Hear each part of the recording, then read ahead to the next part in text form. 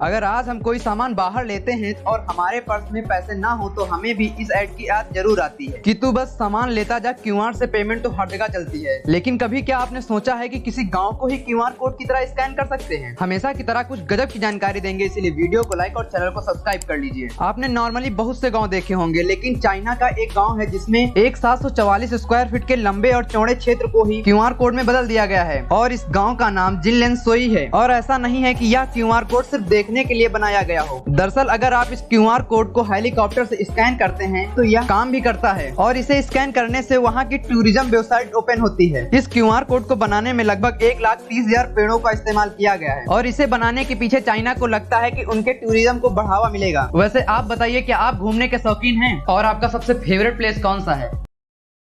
Royal Enfield का नाम सुनते ही हमारे दिमाग में एक शानदार और जानदार बाइक चलने लगती है। लेकिन अगर मैं कहूं कि रॉयल एनफील्ड ने अपनी बाइक को बेचना कब का बंद कर दिया है तो आप शायद यही कहेंगे, लेकिन ये सच है कि रॉयल एनफील्ड ने 2005 से अपनी बाइक को बेचना बंद कर दिया है।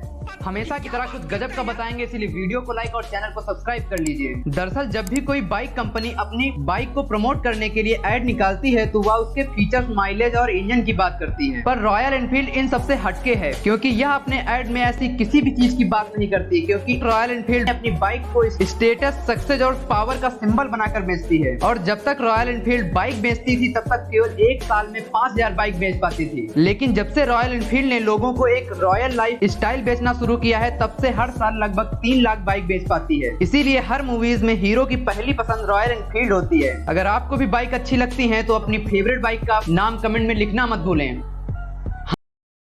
हेलो दोस्तों, हम सभी खाने के साथ सलाद तो जरूर खाते होंगे, लेकिन जब उसी सलाद में हमें प्याज को काटना पड़ जाता है तो हमारी आंखों का रो रो के बुरा हाल हो जाता है और उनमें जलन भी होती है। लेकिन ऐसा क्यों होता है कि प्याज काटने पर हमारी आंखों में जलन और आंसू आते हैं? हमेशा की तरह कुछ गजब की बात बताएंगे, इसलिए वीडियो को लाइक और चैनल को सब्सक्राइब कर लीजिए। प्याज को काटने पर हमारी आंखों में जो आंसू आते हैं उसकी वजह प्याज में पाया जाने वाला एक केमिकल है जो कि प्याज को सड़न से बचाने के लिए होता है और साथ ही ये हमें बहुत रुलाता है। दरअसल प्याज में एक तरीके का एंजाइम पाया जाता है जिसका नाम लेक्राइमेटोफैक्टर सिंथेस होता है और जब हम प्याज को काटते हैं तो इसमें मौजूद ये एंजाइम अमीनो एसिड को सल्फेनिक एसिड में बदल देता है और बाद में ये सल्फेनिक एसिड भी साइन प्रोपोथिलियम इस ऑक्साइड में बदल जाता है और जब ये ऑक्साइड हवा से मिलकर हमारी आंखों तक पहुंचता है तो हमारी आंखों में जलन और आंसू आते हैं। वैसे क्या यह फैक्ट आपको इससे पहले पता था? अगर पता था तो कमेंट बॉक्स में जरूर बताइएगा, वरना लाइक करो, फॉलो करो।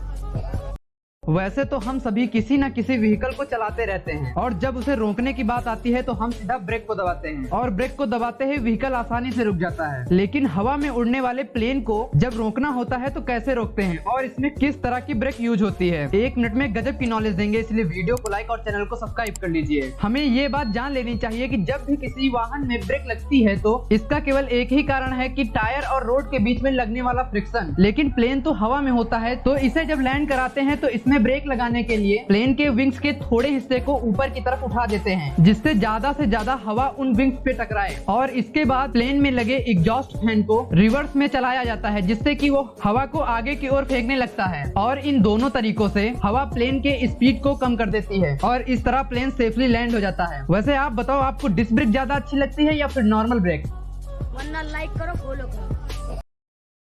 आज दुनिया में कोई भी किसी भी भाषा या देश का क्यों ना हो, लेकिन फोन उठाते ही जिस वर्ड का सबसे पहले यूज करता है वो है हेलो। लेकिन ऐसा क्या ही हुआ कि दुनिया में इतने सारे वर्ड होने के बाद भी सिर्फ इसी वर्ड का यूज होता है और इसकी शुरुआत सबसे पहले किसने और कब की? 1 मिनट में गजब का एनालिसिस बताएंगे, इसलिए वीडियो को लाइक और चैनल को सब्सक्राइब कर लीजिए। इस हेलो वर्ड को लेकर कई सारी रिपोर्ट में ये दावा किया गया कि टेलीफोन के इन्वेंटर अलेक्जेंडर ग्राहम बेल की गर्लफ्रेंड का नाम मार्गरेट हेलो था, इसीलिए वो यूनाइटेड किंगडम के शाहजहां बनने के लिए ऐसा किया। पर यह बात बिल्कुल गलत है क्योंकि उनकी लव मैरिज के सर्टिफिकेट में उनकी वाइफ का नाम मावेल हार्वर्ड था। दरअसल जब टेलीफोन का आविष्कार किया गया तो उस समय इस बात पर विचार किया गया कि ऐसा कौन सा वर्ड है जो पूरी दुनिया में बोल सके। तब टेलीफोन के इन्वेंटर ग्राहम बेल ने जिस वर्ड का यूज किया उसे एहोए बोला गया और एहोए शब्द का यूज शिप्स पर कॉल करने के लिए होता था। लेकिन इस वर्ड से थॉमस अल्वा एडिसन को दिक्कत थी, इसीलिए उन्होंने एक नए वर्ड का इजाद किया जो कि है हेलो और जिसे आज पूरी दुनिया बोलती है। और इस वर्ड का यूज पूरी दुनिया कर सके इसीलिए उन्होंने उस समय अभियान चलाए थे और इसीलिए आज सभी इसी वर्ड का यूज करते हैं।